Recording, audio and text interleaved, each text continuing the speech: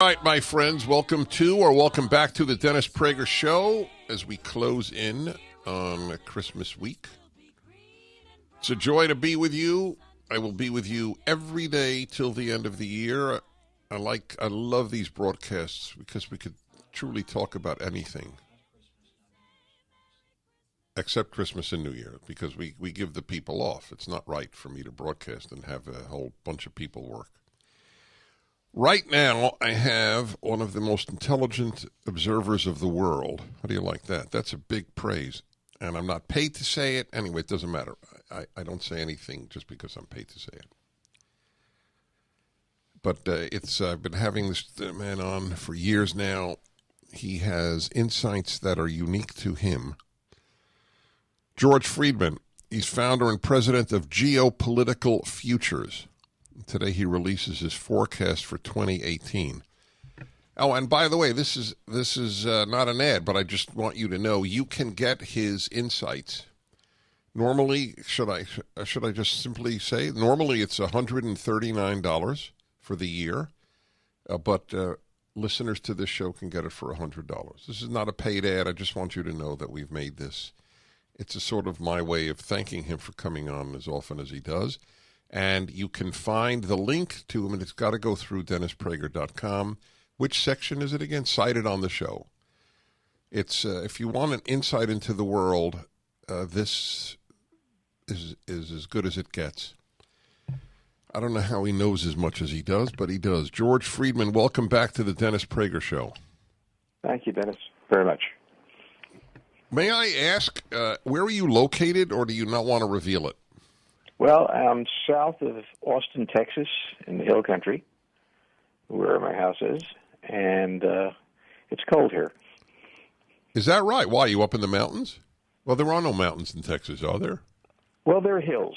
There are hills. We call them mountains, but they're hills. They're hills. I love it. Yeah. Okay, that's fair. Oh, I did not know. If somebody would have said, where does George Friedman live, I probably would have said Washington, D.C. No, I left Washington, D.C. after years of being there. At the border, I turned around and spit and never went back there. This was as far away I could be from Washington in the United States without leaving for Mexico. I must admit, you caught me off guard. You speak in a very dispassionate, fact-based way. And I really got a real emotion out of you on that question. Well, that's the one thing you're not allowed to have in Washington. Is emotion? All right, I'm glad I asked. Anyway, welcome back. So I got a lot of things to talk to you about the world in which we live. Do you predict a war with North Korea? Well, it's going to come down to that. Unless the North Koreans back down. It's very clear the United States is not going to allow them to have an ICBM that reaches the United States. They don't have one yet because the guidance system really doesn't work. It's complicated to make one. But Jim Mattis, our Secretary of Defense, has made it very clear that, one, the war would be extremely painful. Two, it would be more painful not to take them out. So we're hoping that they're going to back down. But the problem is if they do back down, then when the fine young gentleman who runs the country, his credibility is going to be shot. So it's going to be very, very difficult to find our way out of it, especially with the Chinese playing the games they are. They like the crisis. That's all right. I have so many questions. I want to go back to China, but I want to ask you this. Everything that I read about North Korea, and I have been following North Korea my whole life because my field of study was communist affairs. So everything that I read states, and I want to know if you believe that this is true, the average North Korean is convinced that they would win a war against the United States. That's probably true for two reasons. One, this regime has survived for a very long time. It hasn't survived because it has no support. It's not just a terror state. They have convinced their public, and their public chooses to be convinced, that North Korea is going to be a great power. And the second thing is that they really don't have much choice. I mean, they're not able to compete in the world. They know what goes on in South Korea. They don't flee there very often. They go more often to China. So these are people who don't have options either. They have balled themselves up into a very violent mindset, and that makes it more dangerous because the people in the United States who believe the North Koreans are hostile to their regime are making a huge mistake, and that makes North Korea that much more dangerous. What do the South Koreans think of all of this? Well, they're in a difficult position. The North Koreans have very intelligently placed huge artillery emplacements within range of Seoul, which is the capital. And it's an area of 25 million people. So you don't have to aim very well to kill a lot of people. The expectation is that if we were to hit North Korea, the North Koreans would open fire on South Korea. Very rationally, the South Korean government does not want to see its capital destroyed and its people, and they're pulling back, trying to hold the United States back from an attack. We need South Korean territory to stage some of our attacks from. So we don't have a two-player game. We have a three-player game. We have the United States, we have Korea, and then we have South Korea, having a very different interest, trying to find some sort of negotiated solution out of this.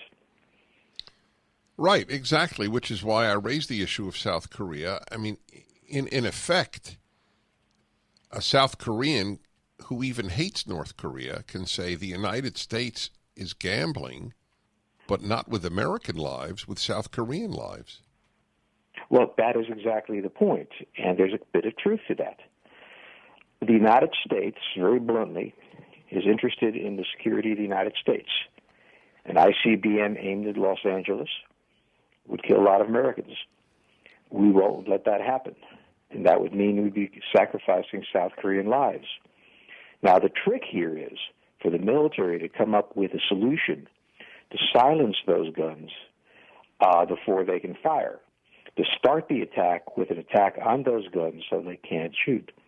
There's a lot of gossip among people who don't know about new weapons that will paralyze the artillery shells, the artillery emplacements, and so on. One argument is that we've held off so long because we went into high speed developing these things. Some of this is propaganda to confuse the North Koreans. Some of it may be true. But it really comes down to those gun emplacements. If those gun emplacements weren't there, we would have attacked quite a while ago. Okay, this is very clarifying for people. So the hope would be that we could silence that artillery. Do you assume, what is your assumption? Do you think there is truth to the rumor that we could silence them, or it's half true, or what? Well, we all know theoretically there are something called EMPs, electromagnetic pulses. Most people think of it as nuclear weapons being exploded outside the atmosphere. Suppose that you had not that powerful, but still very powerful magnetic pulses that you generate through other means to take out the electronics in a half-mile radius or a mile radius, a pure theory, okay? These weapons operate on electronics. They're range finders and everything all require electronics. You could fry the guns. Now, do we have such a thing? Not that I know of. Do we want to have such things? Absolutely. I don't have to ask anybody, but we want them. Has DARPA, the Defense Advanced Research Projects Agency, come up with something? Don't know, but this is one of the variables. If we can find a way to silence those guns before they fire on Seoul or fire too much on Seoul, then we get a clear board, and then we can move. But really, I suspect that some of this delay has been trying to perfect some weapons, and I honestly have no idea if it's worked. Right. All right. This is big stuff. George Friedman is my guest, founder and president of Geopolitical Futures. About as clear an analysis regularly, sort of a personal intelligence report. And you can get it, it's at my website. Click on it. By the way, I am proud to tell you that Prager University, a few days ago, went over 1 billion views. Cumulative, obviously, in its few years of existence. Just this year alone was 600 million. And, by the way, the greatest segment is under 35 years of age. So we're very, very happy, but there's a lot to go. A very thoughtful, intelligent man who provides intelligence to those who subscribe to his service is George Friedman. He's founder and president of Geopolitical Futures. You can subscribe at a special rate to my listeners. And this is not an ad. I just decide I've taken his time, and I feel it is only right to make his work known to you. And it is up at DennisPrager.com on the Cited on the Show section. Talking about world affairs, the Korea thing is, in this regard, I think, for whatever it's worth, I agree with every word you have said. It is inconceivable to me that Kim Jong-un would step away from the brink. I think he believes his own propaganda as much as his people do. And anyway, as you pointed out, it would deeply weaken his hold if he did. So he's just assuming that the United States would not sacrifice South Korea. Is that fair to say that that's probably what he thinks? He thinks that, but he also has 20 years of experience dealing with Americans. His father does, grandfather. And this whole story goes back to Bill Clinton. Bill Clinton, for some reason, thought that he could buy the North Koreans away from their nuclear program. And he provided them a substantial amount of money, and he provided them non-military nuclear reactors. And he was stunned to find that they double-crossed him. And this policy of trying to appease him has continued under the Bush administration, and particularly under the Obama administration. We've now reached a point, that falls on Trump's desk, where they're ready to go. Right. And he is facing a very difficult strategic problem.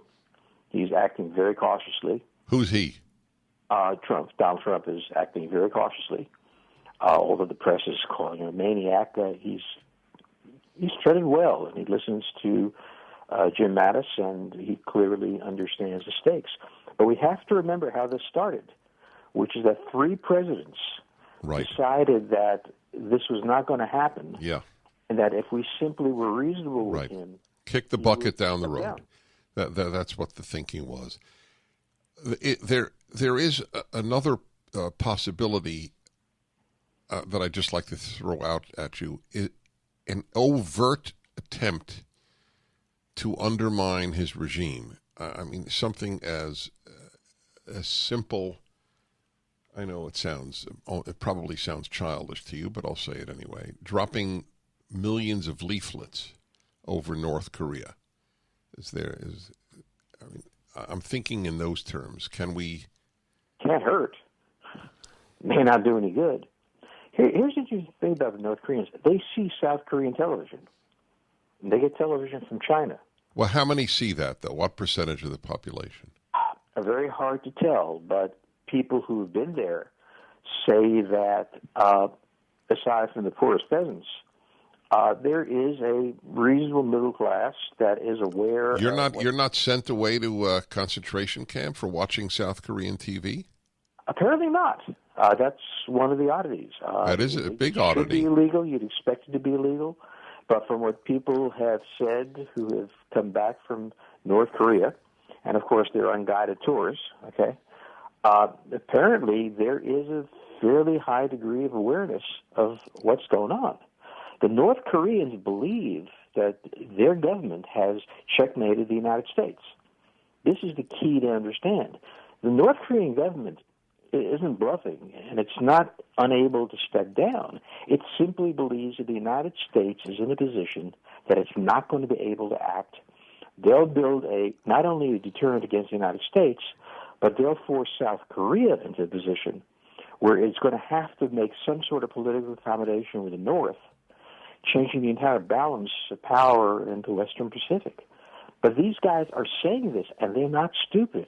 It is extremely important to understand that these people are not crazy. They are careful. They've been calculating this for 20 years. They have bet a certain way, and they bet right. And now it's up to Donald Trump to decide how to unravel it. What is Kim Jong-un's end game? Well, it's partly, if you got a nuclear device, the Americans don't mess with you. But what he really wants is a federation with South Korea. Not that he wants to undermine the South Korean economy. He wants to take advantage of it. And if he has a nuclear weapon and the United States is not playing the game, South Korea, he feels, is going to decide that reunification, which both sides have dreamt of, is possible with the South Koreans retaining their system, the North Koreans theirs, but obviously with North Korea having the upper hand. If that were to happen, then the U.S. position in the Western Pacific would shift dramatically. For one thing, the Japanese would go nuclear. They would have to have a nuclear... Right. So that leads me to my question, going back to an earlier comment you made. Doesn't that trouble the Chinese, the thought of the Japanese going nuclear? The assumption has always been that the Japanese are nuclear, that they have a nuclear weapon. One screw is loose. If they tighten that screw, they now have a nuclear weapon. In other words, this is one of the most advanced nuclear powers in the world. If they want a nuclear weapon, they're going to have one, and the Chinese think that way. So the Chinese are happy with the situation. I'm sorry, who's not happy? The Chinese are happy. Okay, why?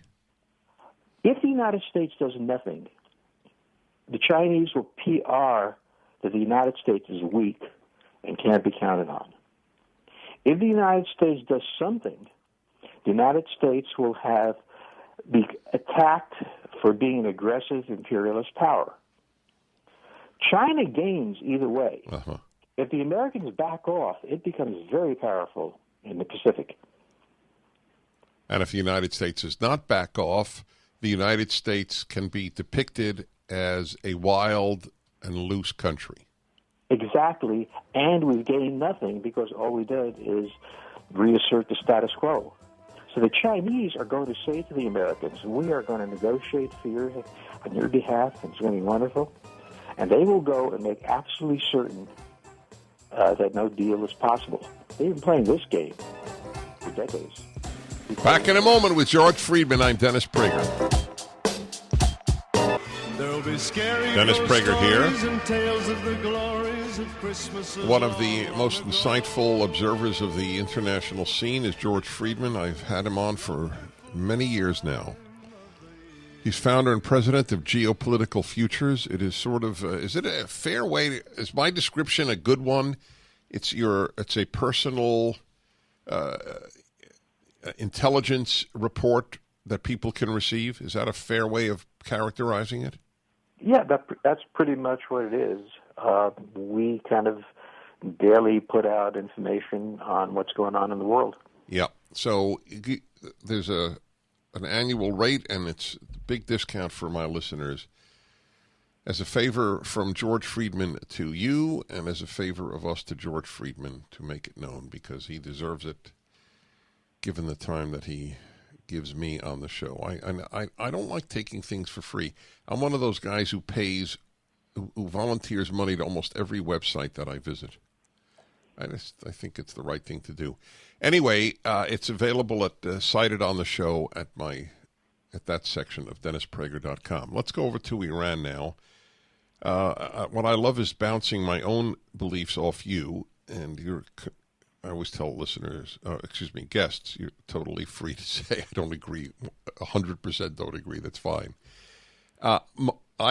With all of the horrors of the North Korean regime and the real danger of a war, I believe that the greatest threat in the world today is Iran. How would you react to that? I think there are a lot to choose from, and Iran is way up there. They're reshaping the Middle East, And I don't think people realize how deeply powerful they had become in that region and hadn't shown their power yet. That's right. Did you happen to see the piece? I forgot where it was just put up about the Obama administration easing off on Hezbollah in order to grease the wheels to make the Iran agreement? It was in Politico. Well, that was one of the things he did. The other thing he did was to allow the Iranian military to essentially take control of the Iraqi military while we were fighting ISIS. And in doing that, when they defeated ISIS, it was an Iranian victory. So now you have Iran in a powerful position in Iraq.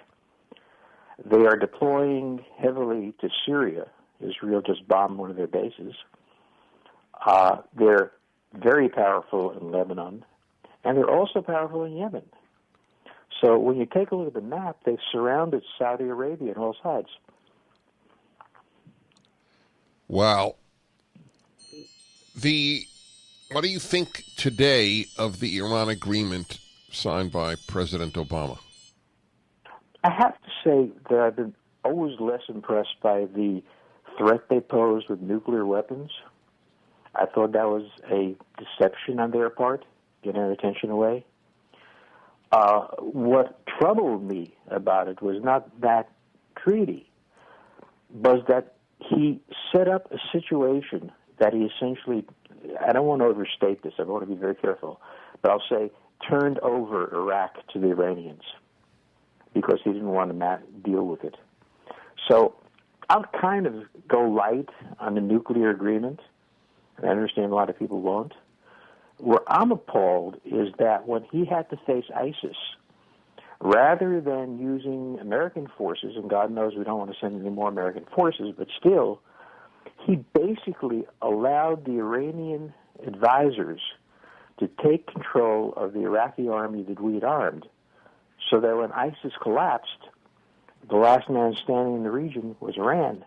And that was one of the most, I'll be kind and say, incompetent strategic moves an American president has made in a long time.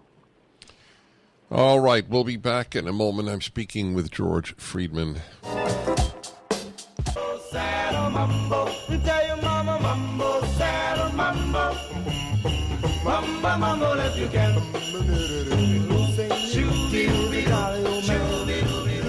And a reminder, everybody, one of the great sponsors of this program is Hillsdale College. And I simply ask you to help them, not financially. If you want to do that, that's obviously acceptable.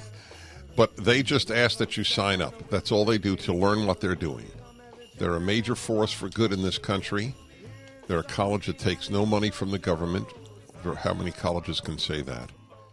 You find out about them at Prager for Hillsdale. That's it. That's all we ask.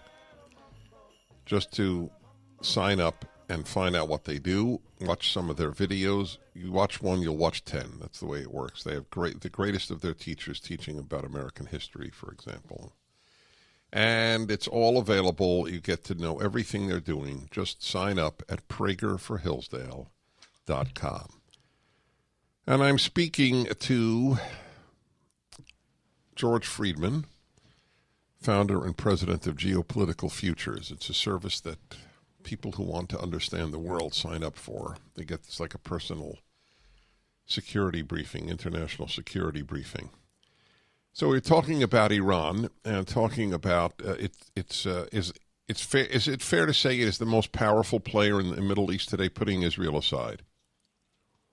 It's actually more powerful than Israel because it has a much larger military and it can project its force anywhere in the region. Israel may be man for man the better army, but the Iranians have the greater power at the moment. The big power in the region is Turkey, but Turkey is not ready to play in that region. We should remember something I'd like to point out. The Arab world is always chaotic. It's not chaotic when an outside power imposes itself, be it Britain or the Ottoman Empire or whoever. Right now, it's on its own, and it's absolutely chaotic. So there are three non-Arab powers in the region: Israel, Turkey, Iran. And one of those are going to wind up in a dominant position. My bet is on Turkey in the long run. Israel just doesn't have the legs to carry this out, nor does it have the appetite for what it takes. What is stopping Turkey right now? Well, they've been holding back for a while. They had a coup, and in that coup, they had been cleaning house internally, and they're quite content. Wait! Forgive me. Do you mean the Erdogan? Wait, forgive me, George.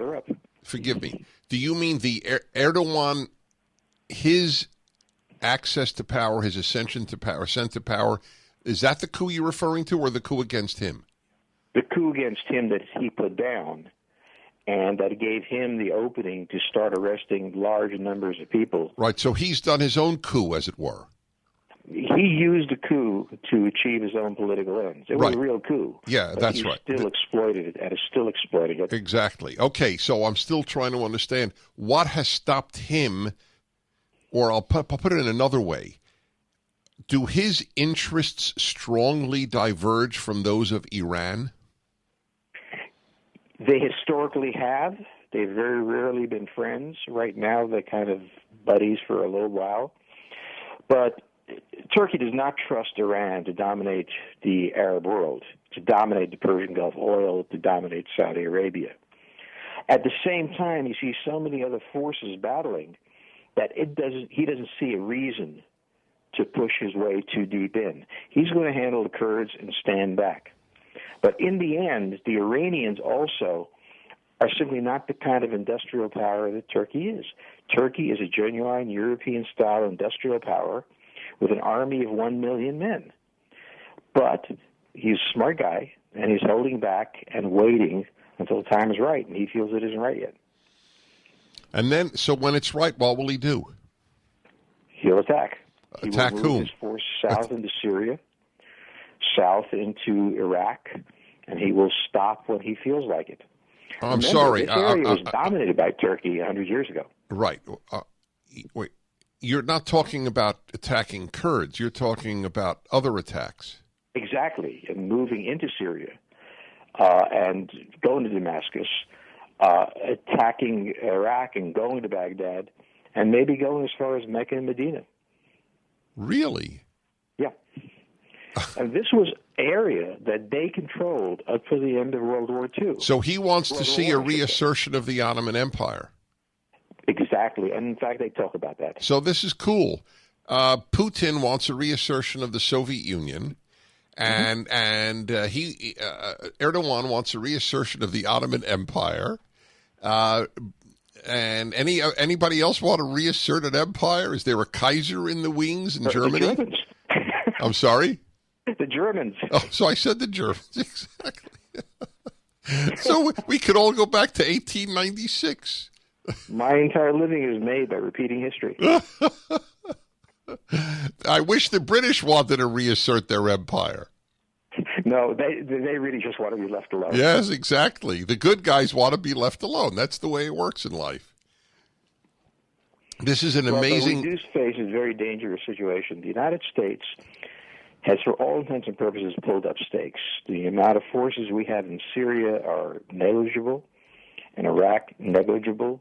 We have none in Yemen, none in Lebanon. We, by default, have allowed the region to control itself. Now, I think what Obama was thinking when he did this was that he let a regional balance of power take control. What he didn't understand is when the British used to let the regional power take control, they were always there kind of pushing on the side with enough force to make it now. They didn't lead. They kind of manipulated the situation. And Obama decided he didn't need to manipulate the situation. And as such, Turkey, the one country eager to have this position, has really surged in power in the region. And now that's pulling Israel in. Wow. All right.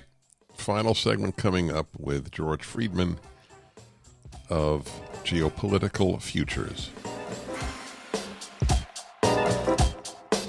Blue. Santa Baby. I'll wait up for you, dear. This is a Santa classic. Baby. I'm Dennis Prager. Down the chimney tonight. George Friedman, I want you to know I paid you a very big compliment that you could not hear because we're a couple of thousand miles away from each other. But it was that we could do a 3-hour show with you. I could really explore the world, and it would be relentlessly interesting. One day we'll have to.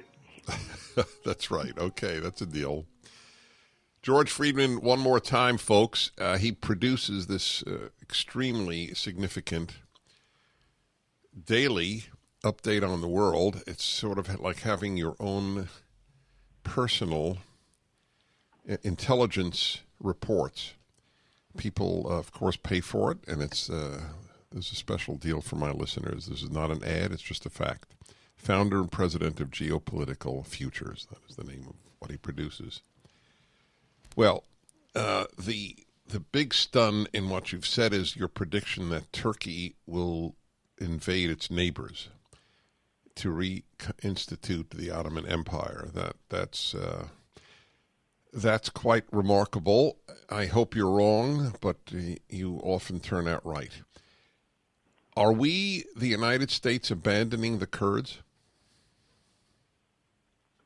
We're going to have to. We've done this before. Kissinger did this in the mid-1970s when he negotiated a deal with the Shah. I mean, the Kurds have been betrayed by everyone, and they're getting used to it. The problem is that we just don't have the forces to support them. This is a region at war. The Kurds are fighters. The Kurds are also deeply divided among themselves. And if we are going to give weapons to the Kurds, we will infuriate the Turks, and we will infuriate the Iranians. And unless we're prepared to deal with the consequences of that, we just can't afford to do it.